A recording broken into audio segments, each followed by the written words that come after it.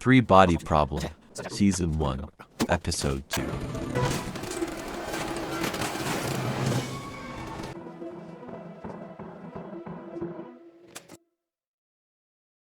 Benji TV देख रही होती है। तभी सोल उसके लिए लंच लेकर आता है। बेंजी उसको थैंक यू कहती है। सोल वीरा को श्रद्धांजलि देता है और टीवी को बंद कर देता है। बेंजी सोल से ब्लिंकिंग स्टार के बारे में पूछती है। कुछ समझ आया? सोल कहता है सब बकवास है, किसी सैटेलाइट ने कुछ नहीं देखा, यह सब एक छल है। बेंजी पूछती है तो यह छल किसने किया? वह बोलता है यह नहीं पता चल पाया। जिन ऑगी को बोलती है तुम जो फैसला लोगी वह तुम्हारे लिए सही होगा।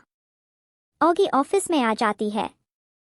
सब ब्लिंकिंग स्टार के बारे में पूछ रहे होते हैं। तभी वहां एक आदमी आता है और कहता है क्या तुम तैयार हो? ऑगी बोलती है देखते हैं। वह आदमी ऑगी से कहता है तुम्हारी काबिलियत की वजह से हम लोग इस जगह पर हैं, और उसे टेस्ट शुरू करने को कहता है। टेस्ट शुरू होता है। सब लोग क्लैपिंग करते हैं क्योंकि टेस्ट कामयाब हो गया है। ऑगी को काउंटडाउन अभी भी दिख रहा है। वह आदमी कहता है तुमने इतिहास रच दिया। तभी ऑगी कहती है इसे बंद कर दो। यहाँ की चीफ रिसर्चर होने के नाते कह रही हूँ कि इस सब को बंद कर दो। यह बोलकर वे ऑफिस से चली जाती है। उसका काउंटडाउन रुक गया है। वो बैठ जाती है। दाशी यह सब देख रहा होता है और उससे पूछता है तुम रुक क्यों गई? ऑगी उससे पूछती है तुम कौन हो? वह कहता है हम एक दूसरे की मदद कर सकते हैं। वह कहती है तुम मेरी मदद नहीं कर सकते। दाशी कहता है तुम जानना नहीं चाहती सितारे तुम्हारे लिए क्यों चमक रहे थे? बेंजी यांग से पूछती है कि कब से संदेश भेज रहे हो? वह बताता है बहुत पहले से। बेंजी कहती है अमेरिका और रूस से भी पहले? तो वह कहता है हाँ। बेंजी उसे बताती है कि हमारा सिग्नल बहुत कमजोर है, इसे कोई नहीं सुन पाएगा। वह उसको एक आर्टिकल देकर कहती है कि मुझे इस इंसान से मिलना है। उसका साथी उससे पूछता है यह कहाँ मिलेगा? वह बोलती है अमेरिका। उसका साथी कहता है कि हमारे खिलाफ कार्यवाही हो सकती है। तो वह बोलती है किसी को बताना ही मत। डॉक्टर पीटरसन बेंजी को एक संदेश भेजता है। वो यांग को एक डायग्राम के जरिए समझाती है कैसे हमें संदेश जुपिटर की जगह डायरेक्ट सूरज को भेजना चाहिए, और फिर कहती है कि मैं ऐसे कमांडर को बताती हूँ। लेकिन यांग पहले ही कमांडर को यह सब बताने के लिए चला जाता है। कमांडर बेंजी को बुलाता है और उसकी बातों को चेक करने के लिए बोलता है। बेंजी कहती है इसकी बातें ठीक है, लेकिन कमांडर यांग पर बहुत गुस्सा करता है क्योंकि सूरज से उनकी बहुत मान्यता है। अगर किसी को पता चला तो उन्हें गिरफ्तार किया जा सकता है। यह सुनकर वह बहुत खुश होती है। फिर जब अगला संदेश भेजने की बारी आती है तो वह सबकी नज़रों से बचकर संदेश की डायरेक्शन सूरज की तरफ कर देती है और वहां से चली जाती है। दाशी ऑगी को एक फोटो दिखाकर पूछता है क्या तुम इसे जानती हो? वह बोलती है इसे वीरा के फ्यूनल पे देखा था। वह उसे फुटेज दिखाता है जब वह लड़की से बात कर रही होती है, लेकिन फुटेज में लड़की नहीं होती। उसे बताता है कि उसकी टीम ने चेक किया है, इस फुटेज में छेड़खानी नहीं है। उसे यकीन है कि वहां पर लड़की थी, लेकिन यह नहीं समझ पा रहा है कि वह वीडियो में क्यों नहीं आई। फिर वह उसे बताता है कि वह काउंटडाउन और भी लोगों को दिखता था। तो ऑगी पूछती है तो फिर उनको देखना कैसे रुका? वह बताता है किसी का तुम्हारी तरह और किसी का मरने के बाद। जिन बेड पर बैठी है और वह दोबारा से हेलमेट लगा लेती है। जैसे ही वह गेम की दुनिया में पहुंचती है उसके पास एक आदमी आता है जो खुद को काउंट ऑफ द बेस्ट कहता है। इसके साथ एक लड़की है जिसे वह फॉलोअर कहते हैं। जिन उसको छूने की कोशिश करती है वह भड़क जाता है और बोलता है तुम्हारी हिम्मत कैसे हुई एक शाही खून को छूने की? वह उसे बताता है कि तुम्हारी जरूरत है इस दुनिया की पहेली को सुलझाने के लिए। फिर वह उसका नाम पूछता है। जिन अपना नाम बताती है कॉपरनिकस। जिन पूछती है हम कहाँ जा रहे हैं? काउंट बोलता है ये अफरा तफरी का युग है, हमें महाराज से मिलने जाना होगा। तभी वहां से टूटता तारा गुजरता है और सूरज तेजी से निकलने लग जाता है। वह लोग खुद को बचाने के लिए एक बड़े से पत्थर के पीछे छुप जाते हैं। परछाई कम होने लगती है तो वह फॉलोअर को धक्का दे देता है और कहता है, मुझे महाराज के पास संदेश लेकर जाना है, इसलिए तुम्हें कुर्बानी देनी होगी। फॉलोवर धूप में जाकर लेट जाती है और देखते ही देखते सूख जाती है।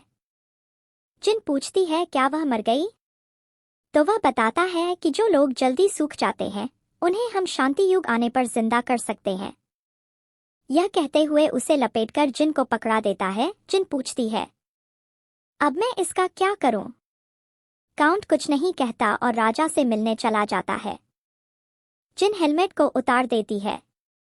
जिन जैक के पास हेलमेट लेकर आती है। वह उससे पूछता है, क्या इसका कोई पासवर्ड है? जिन कहती है नहीं। जैक हेलमेट पहन लेता है। वह उसी जगह पर पहुंचता है जहां जिन पहुंचती है। उसे सब कुछ बिल्कुल असली लगता है, उसे यकीन नहीं होता। तभी पीछे से एक औरत कहती है, तुम्हें बुलाया नहीं गया, और तलवार से उसका गला काट देती है। वह डरकर हेलमेट उतार देता है और जिन से कहता है, यह सब नॉर्मल नहीं है, यह टेक्नोलॉजी यहाँ की नहीं है, यह कम से कम 100-150 साल आगे की है। जिन उसको बताती है, खुदकुशी करने से पहले वीरा ने यही गेम खेला था। अगर यही उसकी वजह हुई तो? उधर दाशी उन दोनों की बातें जैक के फोन के जरिए सुन रहा होता है। ऑगी सोल को कॉल करती है, लेकिन पार्टी में बिजी होने की वजह से वो फोन नहीं उठा पाता। अगली सुबह सोल ऑगी से मिलने उसके घर आता है, लेकिन ऑगी नाराज है क्योंकि उसकी नौकरी चली गई है। जब ऑगी को उसकी जरूरत थी तो उसने उसका साथ नहीं दिया, यह कहकर वह वहां से चली जाती है। दाशी कब्रिस्तान में अपनी बीवी की कब्र पर आता है। आज उसकी बीवी का बर्थडे है, वह उसके लिए कपकेक बनाकर लाया है। तभी वहां वह अनजान लड़की आती है जो कैमरे में नहीं दिखाई देती। दाशी इस बात से अनजान है और उससे बातें करता है। वह बताती है वह भी अपनी पापा के लिए कोकोनट केक लाई है। फिर वह कहता है, मुझे अपने काम पर पहुंचना चाहिए, और वहां से चला जाता है। हमें कब्र पर लिखा दिखता है, एडिथ मार्श। जैक को एक पार्सल मिलता है। जैक खोलकर देखता है तो उसमें वही गेमिंग हेलमेट होता है और एक नोट जिस पर लिखा होता है, we invite you to play. Jack जल्दी से हेलमेट पहन लेता है। वह अपने आप को बिल्कुल अलग जगह पर पाता है। एक आदमी एक छोटी लड़की के साथ आता है। वह अपना नाम बता रहा होता है। तभी जैक उसको एक मुक्का मार देता है। विल अपनी क्लास को पढ़ रहा होता है और मल्टीवर्स के बारे में बात कर रहा होता है।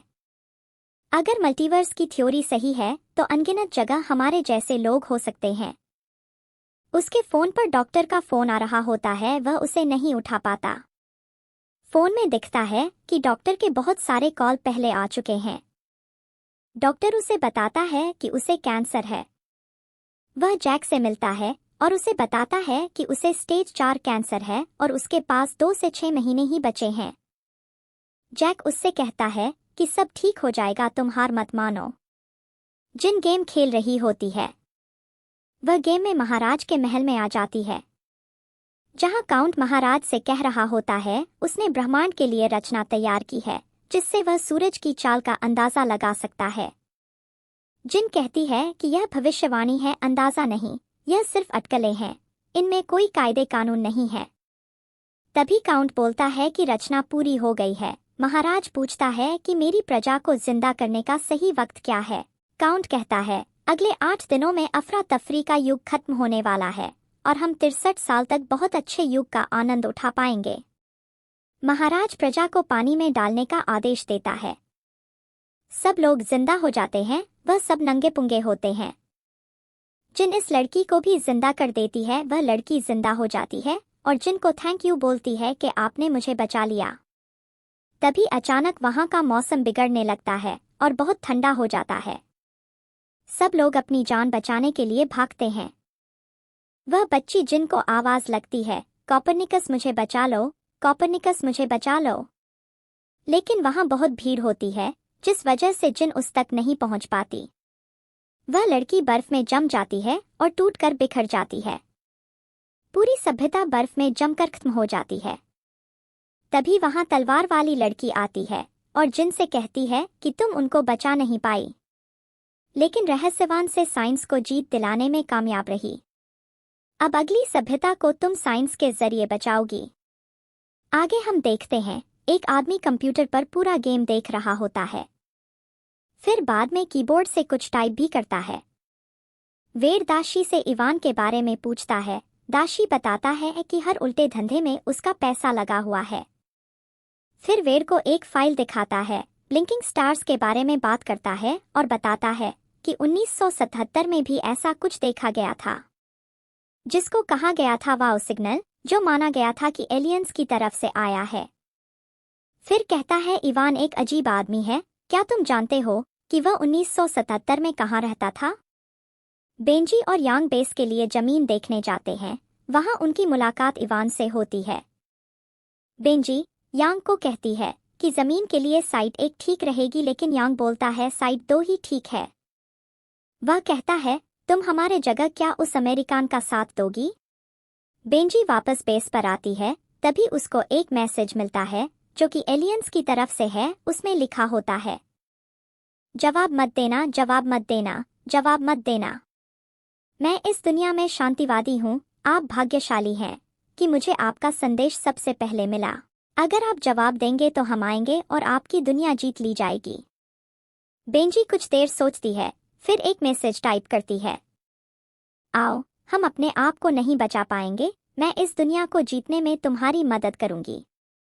If you like my video please subscribe और शेयर जरूर करें।